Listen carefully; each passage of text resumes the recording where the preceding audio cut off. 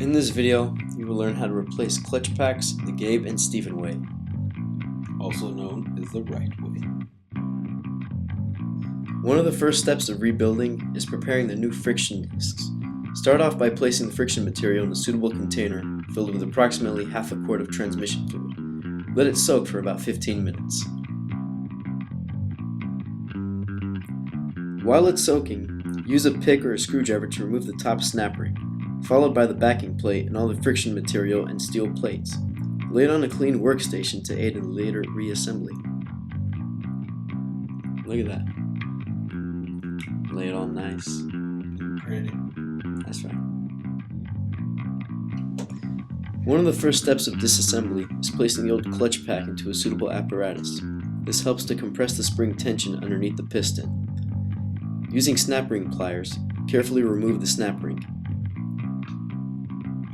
When removing snap rings, make sure to wear your eye protection because snap rings have a tendency of flying across the room and also making you drop your cell phone on the floor. After you remove the snap ring, remove the spring retainer and be sure to check the O-ring around it.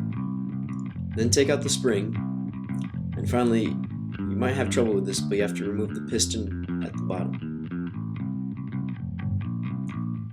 Once you manage to work the piston out of its bore, be sure to replace the outer O-ring as well as the inner O-ring too. There's also another O-ring on the inside that should also be replaced. Make sure to also check the outside for heat damage. This discoloration on the steel rings is caused by slipping clutches. In this case, inadequate oil pressure was supplied to the piston, causing the clutch material not to grab onto the steel rings. Be sure to always replace the outer O-ring on the piston. A new O-ring should become supplied in your transmission rebuild kit. That's if you didn't buy a cheap one. Okay, now that you're ready for reassembly, first you have to put in a brand new O-ring. Then, coat the outside of the piston with a fine coating of assembly lube. You never want to go in dry. Then, firmly seat the piston in its bore. Make sure it snaps into place. Next, put in your spring retainer. Then, head your way over to the apparatus, Also known as the changes. so you can seat the snap ring in. Some kits don't come with a brand new ring, so what you can do is just sand the old one, removing all the fine scratches and heat marks. And then you can start putting in all your clutch material and your steel backing plates.